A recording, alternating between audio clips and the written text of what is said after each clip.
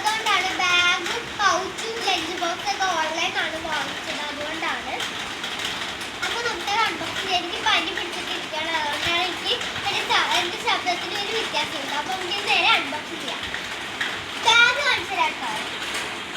അപ്പോൾ യെസ്, ഞാൻ പുറത്ത് ഇവിടെ പൊട്ടാൻ പോവാം.